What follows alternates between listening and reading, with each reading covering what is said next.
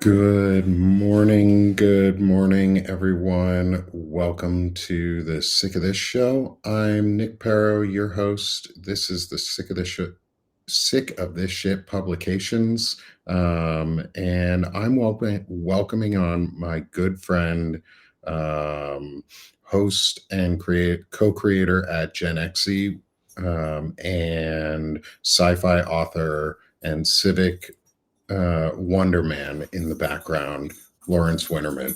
Welcome, my friend. How are you? What's up? I'm good, man. I'm good. How are you? I'm doing pretty good. We were talking a little bit before the show. I'm tired, but I'm good. I think we're all a little tired, but I think there's some hope Yeah. going around today, and the last couple days, and a lot of joy with the major wins of the people who voted for Democratic candidates and came out in massive numbers to say freedom over fascism and that we like our democracy. And I thought that was amazing. And that gives me a lot of hope. So Yeah. I wanted to get your thoughts on that today as we talk about how words meet actions and what that means for us as creators, but also what that means for everyone in the audience and our friends who are with us, and who keep coming back in our communities that we're building both here, Gen Xe, Banner and Backbone, Blue Ant Media, and all of the other places that you have a part in, and you're a big member of my community. I mean, can you introduce yourself, Lawrence, for anyone who doesn't know you in the audience, Yeah. um, which everyone should if they don't know already? But good I morning. mean, I was going to start this off by saying, man, don't tell your wife, but that buzz cut looked good on you. I know, except for that big bald spot in the middle. uh, you know, uh, yeah, it still looks good, man.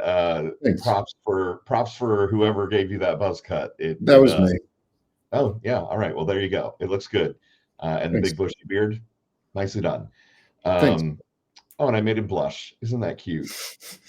I'm Lawrence Winterman. I am, like Nick said, the co-founder of Gen Xe, and my co-founder Dana Dubois and I are the hosts of the Daily Whatever Show, which is a weekly, daily morning show, 10 a.m. Eastern Time, Monday through Friday, and then on Saturdays we go at noon. Um, I am also a science fiction author. I've got another Substack, lwinner.substack.com, which is where I am serializing my science fiction novel. And I'm working for Blue Ant Media with Cliff Schechter and David Schuster, and kind of to help turn that into sort of a bigger networky kind of thing, which is eating up a lot of consuming a lot of my time, but in a good way. It's really Yeah, kind of amazing and fun to be working on big projects that are potentially going to be like a big platform for many, many people. that's Um, awesome. yeah, so lots of cool stuff going on.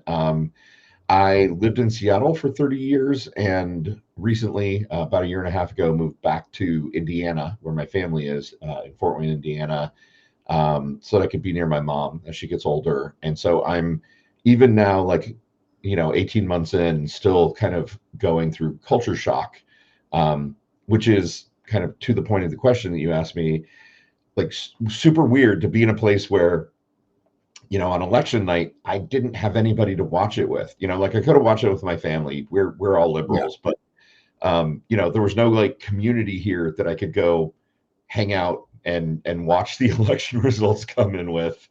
And I'm kind of walking around with a grin on my face and realizing, oh, these people in Kroger probably aren't feeling the same kind of joy that I'm feeling. So yeah, it's been a bit strange. well, I live in a rural place too, so just like everyone knows, I live in Arkansas now. But it's funny that we both lived in Seattle for roughly 10 years at the same time. Um, I lived in the Tacoma area more than Seattle, Yeah, but I worked in Seattle, and the surrounding area. I worked at Amazon. I worked at a local pickup and delivery truck company, well, a national company, but locally. right. Um, and so I Drove around the areas. I love Seattle. It's one of my favorite places, to be totally honest. It's so cool, so It's fun. a great city, yeah, and I mean, the city is awesome, and then also, like, the surrounding area is just so beautiful. Oh, yeah. Um, I lived there for 30 years, like I said, and, I would go hiking, even after decades of being there, and I would still have moments of just sort of awe at, like, "Oh my god," like, we're 30 minutes outside of the city, and we're hiking, Mhm. like, you know, You're on the short ocean coast and you're looking at, like, sand rock beaches Yeah, or my favorite was always when, because I was in the, Joint Base Lewis McChord area, and yeah, Tacoma is so when you hit one of the I-5, interchange, whatever it is, that gets around towards Renton, yeah, on good days when it's really clear out, you can see both, um, Mount St. Helens and Mount Rainier, and yep, that was one of the coolest things because you could see in the distance, and you could tell the Earth was round by this because you could see how much lower St. Helens looked and smaller it looked compared to Rainier. Yet yeah, St. Helens is massive, is so big, yep, and like there were cool times when you could be closer to St. Helens and you could see three volcanoes at once. right, Like right. you could look south and Good, you're in Hood in Oregon and you're like, wow, there's three freaking volcanoes right here. And we're attached to one of the largest volcanic structures in the world right, with the shoot off vents for Yellowstone. yeah, Which is why yeah, Yellowstone never blows up. For people who want to know why that supermassive volcano doesn't explode, is because there's other vents around it, like Mount Shasta and Mount Hood and Mount Baker and Mount Rainier and St. Helens and all the others. yeah. Yeah, beautiful days where you could, if you drive a little north, you see Mount Rainier and Mount Baker, and yeah, just sort of the preponderance of majestic, like, mountain Mhm. volcanoes on the Yeah, in the Seattle area is really incredible. yeah. Um, Thanks for reminiscing with me on this. I like Yeah, talking sure. about this area. It's fun. And yeah, mountains out, sun's out, mountains out, and that's when you know it's going to be a great day. Yeah. Thank you, Lefty Prof. I don't know if Um, you've seen this, but I have a T-shirt of a flag that I made for Seattle. So Seattle had a contest, right? Like, Seattle just has the yeah. stupidest city flag, and so they were having a contest to remake it. And I came up with a design that I really loved. I loved it enough I made it a T-shirt. But it's basically just, like, this kind of representation through triangles, through, kind of stacked triangles of Mount Rainier, and I called it "Mountains Out" because that's such a classic Seattle term. Like, you don't say, like, "Oh, it's sunny." You say, "Oh, the mountain's out," which hmm means it's sunny and clear and there's good visibility. And One of the like Mount 5 days Rainier, in the year. right? Yeah, for the 5 days where that's actually true. And yeah, and people know what you're saying. Like, oh, "Mountains Out" basically means to anyone in that area, like, it's a nice day outside. Yeah, mountains out. Go grab a bag of dicks. Um, and Totally. you can say that in Seattle, and nobody bats an eye because there is a burger joint called Dick's, and Right. they hand you a brown paper bag and say, "Here's your bag of dicks," Yep. basically, Yeah. and you Yeah. walk It's a drive. away. You so it does all make sense if you're from the Seattle area. But now we don't live there. Now we're in red areas. Now you're in Indiana. I'm in Arkansas.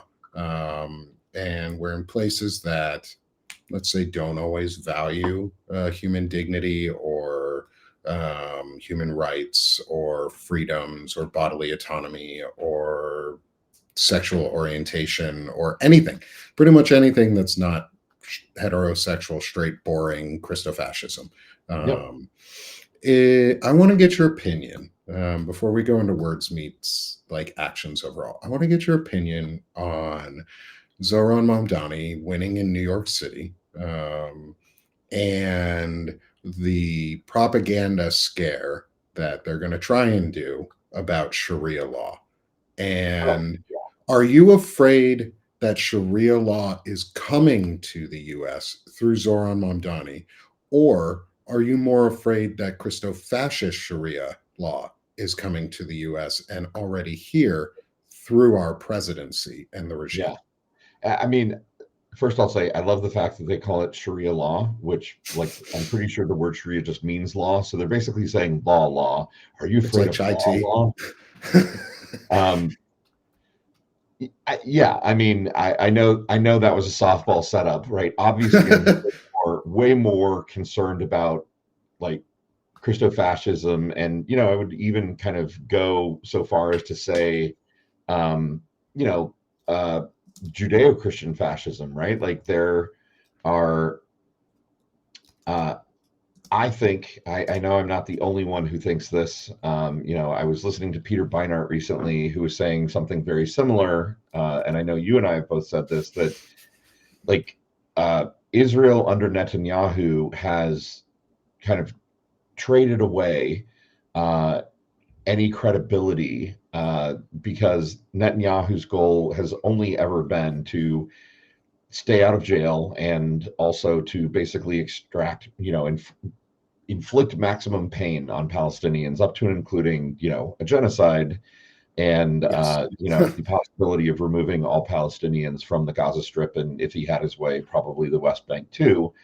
Um, and that is being done under, I think, a baldly false reading of any kind of Jewish spiritualism, right? Like, it's Yeah. antithetical in the same way that radical Islam is antithetical to the nature of Islam, and radical Christo-fascist, nationalism in the United States is antithetical to the teachings of Jesus. I think what Netanyahu has done in Israel, is currently doing in Israel, is really antithetical to the nature of Judaism. And so, yeah, like, I think we should be afraid in all places of any kind of religious extremism that inspires people to hate other people rather than to love them. Like, Yeah. never has there been an easier test of, are you a true adherent of your religion? In that, does it make you hate people, or does it make you love people? If it makes you hate Mhm. people, you're doing it wrong. Yeah. No, I think it's funny you say that. I've always had that view about religion is I'm not really religious. I am culturally Jewish. My family is very Jewish on one side. We can trace our family line back to Israel all the way through history. Like we can do that. We also have the genetic markers for it. Like we have the Ashkenazi Jewish genetic markers that sometimes suck.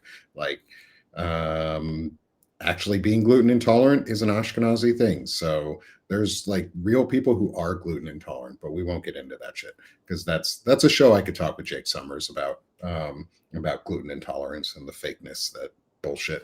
But anyway, yeah, it's my view has always been on religion in general is if it's doing good and it's helping you and it's making you a better person, then it's a good thing. If it's helping you be a better person for you and your community, it's a good thing because that's what religion is supposed to be. It's supposed to be a community building experience and like a community building tool and icebreakers and great way to get together as a group and make some good group think. And if it's used as a weapon, it's bad because it Right. can be easily abused.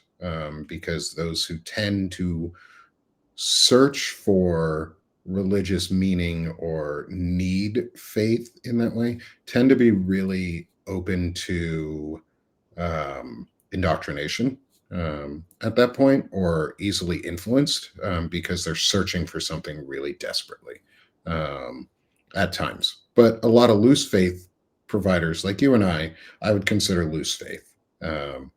And so, what do you think about? Or that's not really a big question we need to get into, but like I think you're right. Is the Netanyahu is also has ruined the meaning of never again, Right. and single handedly Netanyahu's Israeli government has decided for the entire Jewish population around the world, for all of us. He and his government decided for all of the Jewish people around the world because they are claiming to be a Jewish ethno state. That's what they want to be, is that all Jewish people believe that we should murder a bunch of people in one place, genocide them, and take over that land, and that's okay. And that we should perform a genocide and a holocaust in nature by legal definition, because you and I talked to Qasim Rashid about that, was Mhm. the legal definition of a holocaust and what that actually means, and the fact that they're grouping people together and bombing them. And when you drop a 50, 20,000 pound bomb or whatever 1,000 pound bomb they're dropping on people, that burns people alive. Right. And that's the definition of a holocaust, is grouping people together in an area that you told them would be safe and that they're not going to be harmed in, and then bombing them and or burning them alive. Um, and yeah, Yeah. we've Yeah. confronted a lot. I think that Netanyahu and the actions of his government have you're exactly right. Like they've made Jewish people around the world less safe. Yes. And I have said this in the past, and I'm not the only one saying it, that like the dreams of anti-Semites across the ages have been accomplished by Benjamin Netanyahu by creating, by kind of making the Jewish brand, if you will, so toxic at the moment that like yeah, they're Ku Klux Klan people who would love what he's been able to do just Yeah. by acting so unethically and in such an evil manner. I think that's why he's so welcome into their political circle, just in general, is he is them. Yeah, for So sure. thinking on words meet actions, then, is as two Jewish men, as two men who are culturally Jewish, have been raised at times in the faith of Judaism itself. What do you believe is a way that we can put our words into actionable steps to stop the spread of this hate and push back and create an image of Judaism that isn't based on the hate, but is based on the tenets of the actual faith and moral systems? Yeah, I mean, uh, I've written about this that there's a concept in Jewish kind of spirituality and sort of thought about daily life called Tikkun Olam, which is this concept that the world around us is broken and it is our job to fix it, or that we ourselves are broken and it's our job to fix ourselves so that we can help to fix the world. It's repairing the world. And I love that concept, and it comes from a place of I think deep faith in humanity, and this idea that no matter how bad things are and no matter how much someone has fucked up, that they're still redeemable, right? That they're uh, that anyone can be saved, right? And Yeah. like one of the things that always kind of rubbed me the wrong way about the Christian faith, and no offense to any Christian folks here, is just sort of the uh, there's so much talk of sin in Christianity, right? And kind of redeemable and irredeemable. And, I get it that Jesus is supposed to be able to forgive you of all your sins if your faith is true.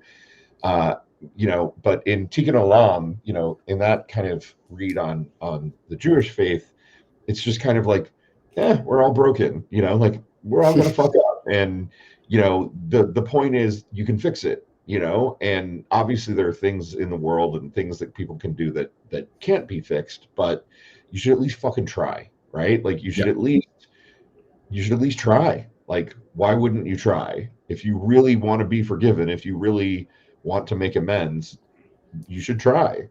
And so that's something that's been really, personally kind of valuable to me.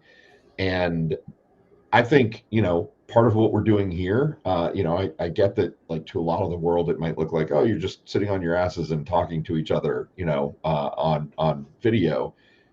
But I honestly think we're building a community here. I think that Mhm. um, action is coming, and part of what you and others have been able to do through Banner and Backbone is to really like turn that into like real action for a number of things. So yeah, I mean, I think that's kind of our job, is to try to make the world a better place, and everyone does it in a different way. I think that's great, and I'm glad you brought up Banner and Backbone a little bit. I actually want to talk about Blue Amp Media with you, Yeah, more than Banner and Backbone at the moment. Just so everyone knows, Lawrence and I are the co-founders of Banner and Backbone. Um, our civic-minded platform. I'll put it up on the screen here for a second underneath us as a QR code. Come join us there. We're doing some great things. Last night we did a 4-hour rerun of the first 4 episodes of the Anti-Fascist Book Club. Tonight we're coming back with episodes 5 through 8 for another 4-hour special of the nice. Anti-Fascist Book Club. This one is all about On Tyranny by Timothy Snyder. So it's like an actual book club group where you get 4 hours of us just talking about On Tyranny in depth, and like what we think about it and around it. Like, come join us over there. We're doing some great things. We've got some amazing interviews, and we've made some great connections. And one of those just happens to be through our other original co-founder, Fred Pogue, um, is Blue Amp Media. And Cliff Schechter and David Schuster and that group. And I would love to get your thoughts on Blue Amp, because you work with them, and you are a contributor with them, and you just put a post out the other day and it was incredible. I read through the whole thing. Everyone should. I'll go find it. Or if Lawrence, if you have the link for it, I can put it Yeah, up on yeah. the screen too. Um, is I want you to talk about your experience at Blue Amp Media and what you can talk about the idea of community building and network building, and how it's more than, like you said, more than just looking like we're sitting on our butts, but what is actually going on behind the scenes, in what you can talk about, and how we're building that for all of us, not just Nick and Lawrence, but for everyone who's here, for the 122 people who are in the audience, who are watching on YouTube or Twitch with us today too. Like, how does Blue Amp fit into all of this? How do you fit into Blue Amp, and where do you think we all can go as a group? Yeah. Yeah, well, thanks. I appreciate this. I didn't realize we were going to talk about Blue Amp today, but I'm happy to. Yeah, so I'm basically the chief marketing officer. It's definitely one of those situations where like it's such a small team that it's kind of like, hey, what title do you want? Mhm. You want to be CMO? Cool, cool. Yeah, no, that You are absolutely. now. Yeah, you are now. And it's like, I have a marketing idea. And, they're like, great, that sounds great. Go do it. You're the CMO now. So it's a really kind of a neat idea in the sense that, Cliff is a political consultant and, sort of worked for years in the industry, like worked in fundraising, just has all this kind of real, like, boots on the ground experience. And David Schuster, of course, is a news anchor who is currently, his main gig is over at TYT at the Young Turks doing Rebel HQ. But he and Cliff are friends, and kind of in the same way that Dana and I were like, hey, wouldn't it be fun if we just kind of did a show as friends? So they do a show called Amped Up. That's 2 days a week. It's Wednesdays and Thursdays at 2 p.m. on both days. And it's really like them just in conversation with whoever they can kind of get in the door. But because both of them have such big networks and connections, like Mhm. they get really great people. And kind of thanks to me and Frederick being there, kind of getting a lot of our crew kind of in through the door. Your day is coming, Nick. I And appreciate that. yeah, and it's having these reality-based conversations like the rest of us are trying to do, I think, on Substack, and elevating voices. So I kind of walked everybody through like a branding exercise. We added media to the end because there is a goal of having it be more like a network eventually, where there are Hmm. multiple shows and multiple contributors, and uh, a kind of a network of contributors who are feeding written content and video content in. There's some things that I can't talk about that are Yeah. coming very soon that are really, really, really hugely exciting. And the goal here is really to amplify and elevate. I think Cliff and David are sort of very aware that they're like, two cis straight white Jewish guys of Gen X age, right? Hmm.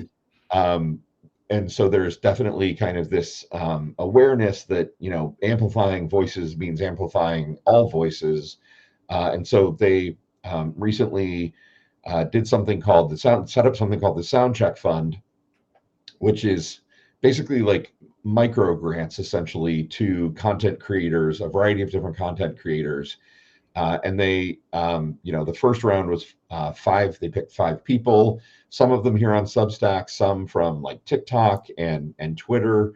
Um, Many of them were, there were several women among the group. Some of them are Latino or people of color. And the idea is, to really find like voices, up and coming voices, and to center those voices and elevate them, um, which I think is in alignment with what a lot of us are trying to do here on Substack. Oh, absolutely. And I really wanted to bring up Blue Amp in that way because I think it's great to talk about, like, in the context of words meet actions and what you're supporting and how you're helping grow a system where they're actually supporting small creators and independent media creators, and you're helping build that ecosystem in the branding and the design, and it looks cool. I love all the work that you've done there, and I can Thanks. see the Lawrence touch on things already, and I know you at this point a little bit, and I can see your touch in it, and it looks great. I think it's refined, it's really nice. I love the work they're doing, and I'm glad to promote Blue Amp Media on here. Thanks. And there's a QR code in the top left corner above my head, for anyone who's watching, with Lawrence's article on Blue Amp Media, so feel free to scan that QR code, and go like and share and forward that article to everyone because it's really important. Thanks. Um, Yeah. and yeah, Yeah, go ahead. the article is about kind of how politics is everything these days, and culture is politics. Politics is culture. A lesson that the right wing learned a long time ago, right? I think the right wing looked at the counterculture movement of the 60s and 70s and identified it as a threat and decided, like very obviously, like through the Powell memo and other things, decided to build a massive behind the scenes machine to move against and kind of capture culture, recapture culture, which they've done and they've executed on. And the reason that we are in the fucking shit show we're in right now is because they achieved a lot of their goals. Hmm. And uh, many other people have said that that reality has a liberal bias. I still think that's true.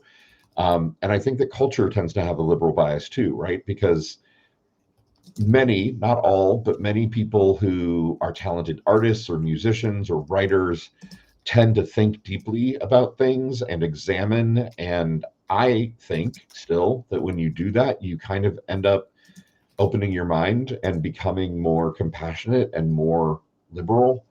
Um, Hmm. you know, like it's yeah, like I think that we really have to kind of reach back into the idea of there's no piece of American culture that we should be ceding to the right wing. And part of the reason that you and I did Banner and Backbone is because Hmm. the flag shouldn't be owned by the right, right? Like Yeah. the national anthem, the flag, any kind of symbol of patriotism, it's not owned by the right. And I think too many of us kind of hit the point recently where we're like, oh man, every time I see the American flag on a truck now, like it makes me think they're probably a fucking Trumpy, and it makes me sad. And it shouldn't be that way. Hmm.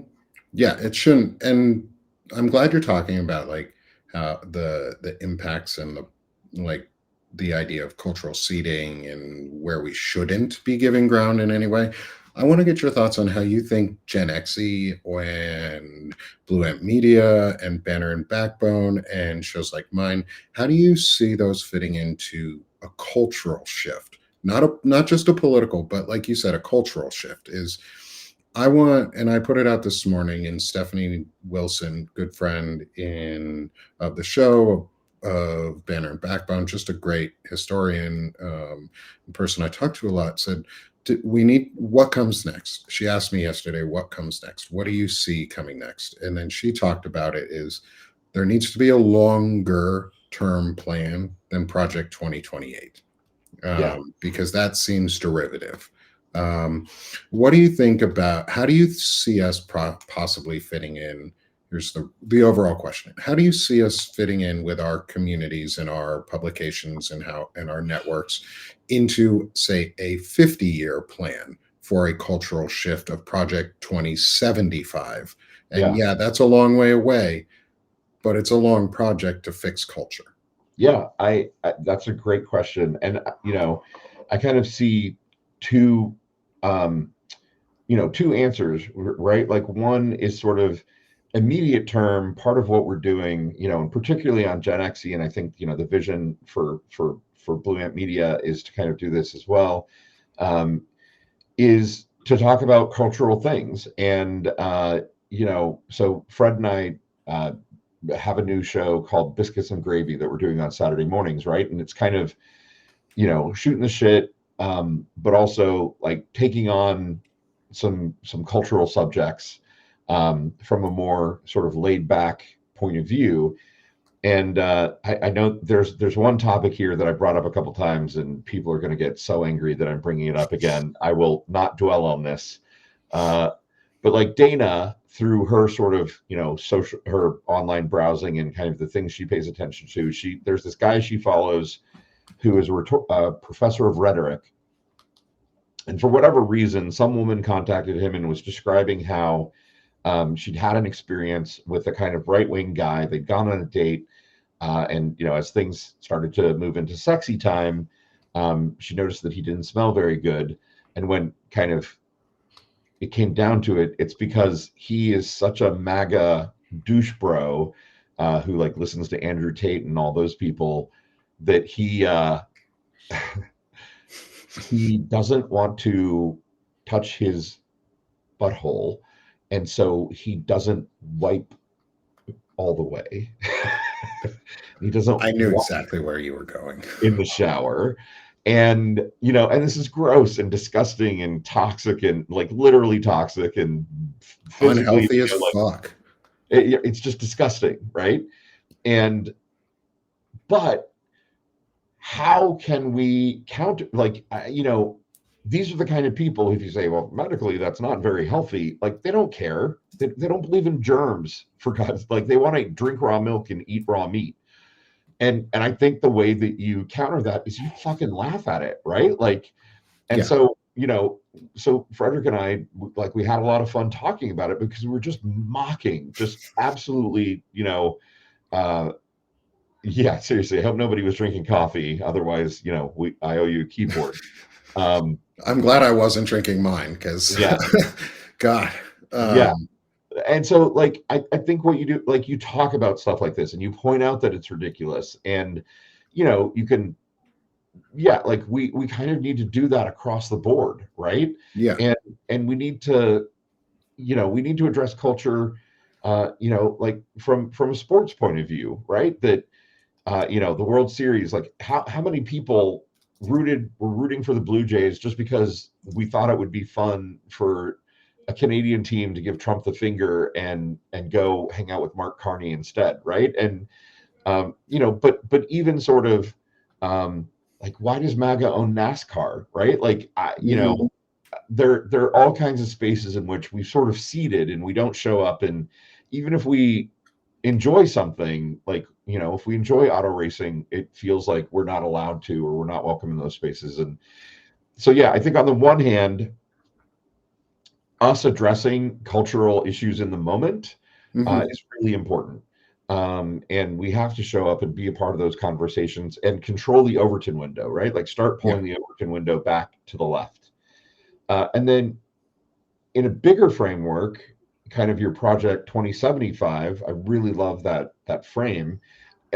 I mean, I think the way we do that is by framing things like that, by thinking really big. And you know that I have written a couple of articles that are on Banner and Backbone about Hmm. things like constitutional amendments, right? Like, Yep. we become so convinced that this strict constructionist idea that the Constitution can no longer be amended, like we bought it in a way. Like, obviously we have, because we haven't even tried to amend the Constitution in 40 years at And this point. yeah, and over a generation, over Yeah, multiple yeah, generations at this yeah. point. And Um, so, big ideas. And I was on Stephanie's show a couple days ago as well, and I love that closing question that she has of like, what's your big, hairy, audacious idea to kind of change things? And what I threw out there was, we need to expand the size of the House of Representatives. The size of the House shouldn't be fixed. It was fixed by Congress itself in the 1920s. Um, and this idea that the House can only be 435 people is wrong. Our population has doubled and tripled and quadrupled since the 1920s. We should have a Congress that has enough people to adequately represent. And by doing that, it would mean that fringier candidates probably could get elected, but maybe that would be good because it would result in a more parliamentary kind of makeup where mhm. coalitions of left-wing people who could get elected in urban cores, and coalitions of more moderate Democrats and even moderate Republicans. Maybe those people could get elected in smaller districts and then come together in kind of a coalition. Like, what would it be like for the first time we had to, they had to elect a Speaker of the House who might not have a majority party, right? Who, if there Mhm. were different coalitions, it would, literally be sort of coalition building just to get a speaker elected. That could be potentially really interesting, or we I wouldn't have think a that's a system like fantastic this, idea. you know? Yeah, Can we go down that rabbit hole a little bit? I want to go on this tangent because this sure. is words meeting actions. Like an action is us building a 50-year plan and figuring out what actually needs to be done over the next 50 years to successfully build a democracy that is long lasting for the next 250 or 200 years after that. So it's a 500-year democracy. Like, how cool would that be to be part of building a 50-year plan that restores our, and maybe we don't live to see the fruits of all of it, but if we have a plan in place, that means we know where we're going and that we're going to get there and that we can fight for what we want, not just against what we don't want. And so to me, that's coalition building, is fighting for what you want and sometimes having to work with people you don't like. So can you talk a little bit more about your idea of a parliamentary ish system and what you think that might look like and how that could impact us on, and the expansion of the House of Representatives? Like, what do you believe is a good percentage expansion or number that we should be at right now? Um, Yeah. Yeah. So a couple of things, right? Like, I see folks in the chat saying, like, we've got to dream big and not accept crumbs anymore. I absolutely agree. And I think, I guess here's the thing, right? Like, when I was writing the article on constitutional amendments and whatnot, I was like, well, this is kind of an audacious idea and people are going to poo-poo it. And I was like, I think I'm firmly in my I just don't give a fuck anymore era, mhm. right? And I think a Yes. lot of us are in that place where it's like, oh, James Carville doesn't think this is a good idea. Fuck you, Oh, James Carville. I too am fucking so bad for tired him. of people like him telling us like what an appropriate strategy is for shit. We have been dreaming too small for too long. We've been told that our imagination is, unwise, and that the dreams that we could have of a, bigger, freer, more just, more righteous America aren't practical. Like, fuck that. Like, again, kind of with the Tikkun Olam thing, we should at least try, right? Like, Yeah. if I died tomorrow, would I be sad that I accepted America the way that it is, which is deeply flawed and broken? or would I be more sad, would I regret more like having at least tried and put some big ideas out there? Absolutely, I want to put some ideas out there. Um, Hang on, I'm asking ChatGPT or something at the Yeah. moment. Um, No, I think it's great though. I think the idea of big ideas is what we need. Is it's an impact and a footprint and a plan. It's not dream big, it's plan and implement big. We need to stop just we don't want to just dream. Like we're in the action phase right now, which means we need to build the plan and then implement it as we're doing it. Um, but it needs to be uh, it cannot be the tech model of move fast and break things. It has to right. be the model of move deliberate and create things. But Yeah. anyway, go back into the Yeah. what we Yeah. were talking So, about voting and or expansion of the House. well, yeah. So there's this idea that democracies that have a house, the lower chamber of their, or if they're unicameral, right? But the chamber of their legislature that is more population driven, right? More Yeah, representative. And somebody in the chat was pointing out that the Senate is the most unfair body. It is. It's only two senators per state. Madison thought that the Senate also should be proportional, based on population size. The thing about the Senate is that it is baked into the Constitution in Article 1, whereas the size of the House is not. The size of the House is controlled through the US Code. It is literally decided by Congress itself. And in the 1920s, Congress decided to cap the size of the House at 435. There are a lot of democracies where the lower chamber, the more populous representative chamber, if the number of representatives in that chamber is the cube root of the population, that's actually kind of the ideal number of representatives to have. And so if you look at the US, our population is 342 million right now. The cube root of that is 700.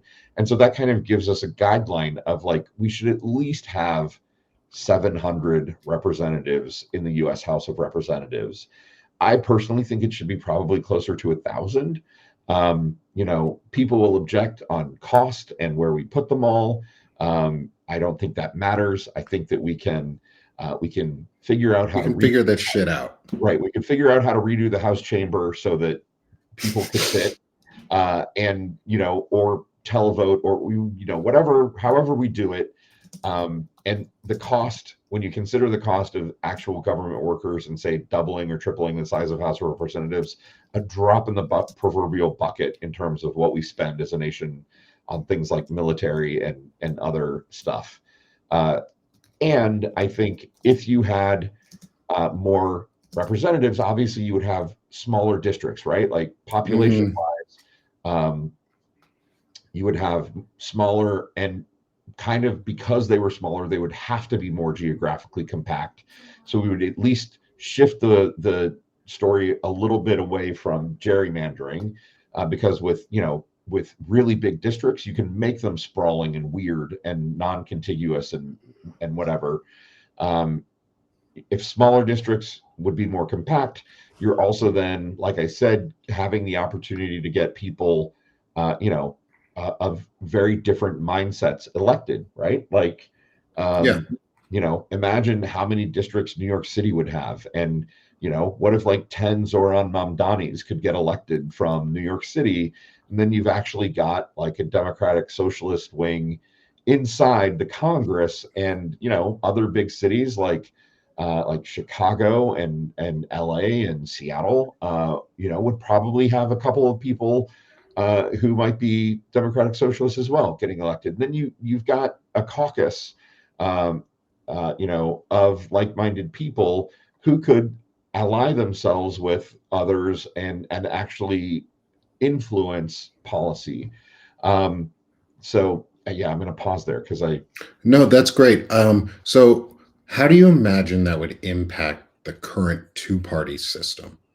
Could we do it? Because my vision is not two parties, but I want your thoughts on it.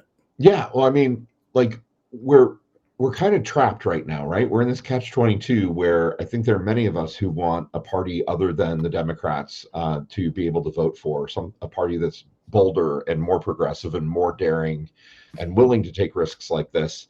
And then also, we are stuck in a situation where, thanks to partly stuff that's been baked into U.S. code and partly stuff that's baked into the rules and regulations of states and the current Mhm. existing party apparatus, it would be really freaking hard to stand up a new party and to get it geographically viable, distributed across 50 states and in all the jurisdictions you would need to, and financially viable to do that, and then also actually on the ballot in all of the places we would need it to be on the ballot.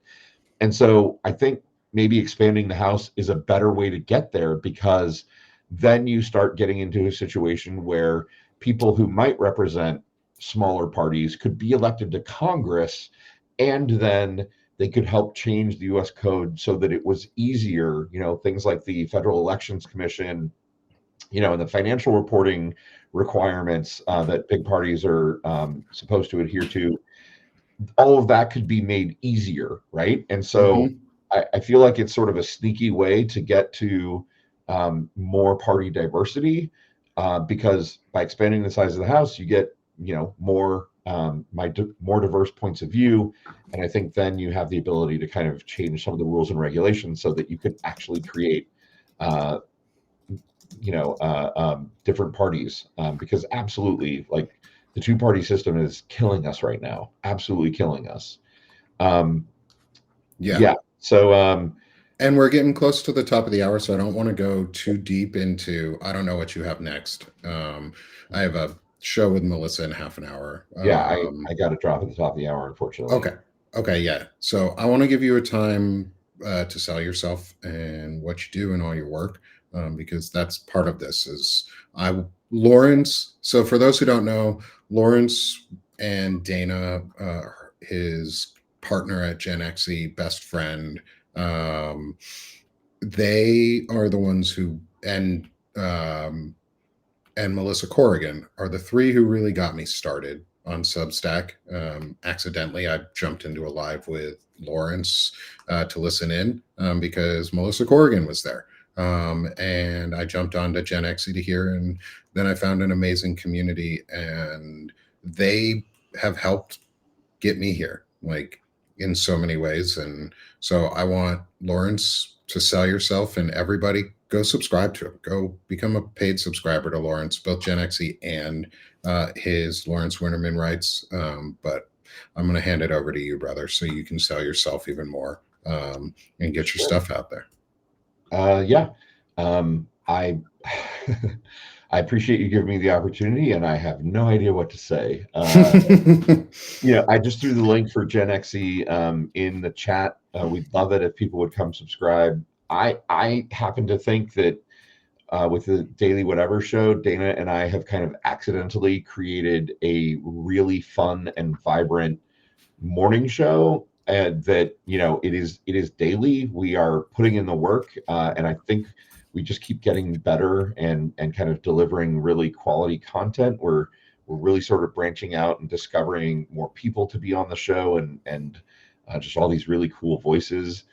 And the chat there is so much fun. Like, part of what we both love about it is that the chat is really vibrant, and we try to pay attention to it and kind of bring chat comments into the conversation. Um, yeah, so the Daily Whatever show, super fun. Please come watch if you can. It is very early for West Coast people. I apologize. It's 7 a.m. on the West Coast, 10 a.m. on the East Coast. Um, uh, but Gen Xe, with the Daily Whatever show, Dana and I were like, we talk every day anyway. What if we just sort of invited all these people into our friendship and let them listen in, which is fun and has been really, really popular so far. Gen Xe is just about both of us being Gen Xers, and but not the like creepy Trump voting Gen Xers, like the ones that actually Wipe uh, their butts. right, the ones that wipe their butts and like, probably moved away from home, and are interested in diverse points of view and diverse people. And yeah, it's been a lot of fun to do that. And then I've got a Substack called it's just called Lawrence Winterman Science Fiction. I'm a science fiction writer. That's at lwinter.substack.com. I don't contribute as much to Banner and Backbone right now because I'm kind of swamped with my new day job, which is working with Blue Ant Media. But you can find stuff of mine at Banner and Backbone, and now I'm starting to publish some stuff on Blue Ant Media. So yeah, multiple places. You're everywhere, and I love it. Thank you so much, Lawrence, for joining me. Thank you. Please go subscribe to all of Lawrence's platforms. um, and then finally, real quick, Sick of This Shit Publications, still rocking that new logo that Stephanie Wilson helped put together for all of us. I think it's amazing. Subscribe to me, subscribe to Lawrence, become a paid subscriber if you can to both of us on whatever you can. It really, really helps right now. Like, you all drive our ability to do this. You all are the reason we can do this daily and often hourly at times. You're the reason. And so we thank you. And Lawrence, I thank you for coming on and joining me today. It's been a Yeah, while since we've had this fun I know time. it's been so much fun to catch up. I Yeah. love And I look forward to seeing you again soon on the Daily Whatever here coming up sometime soon. Dana and I are talking about when I can come back on. Oh yeah, I think And next week, I right? think yeah, it should be next week I should be on. So I look forward to seeing y'all Yeah. there. And also support Lawrence on Alpaca Lunch. I don't have any links for it. But go buy some t-shirts from him. Go buy Oh yeah. merch, all the shit. He does so much and it's so amazing. So go support Lawrence in any way you can. Thanks, man. I appreciate him. He's my good friend and brother. Thanks for coming on, and I'll talk to you again soon and see you later, my friend. All right, sounds Thank good. you. Everyone in the audience, have a great day. And as always, let's stop being sick of this shit and let's start doing this shit. Have a great day, y'all. Thanks.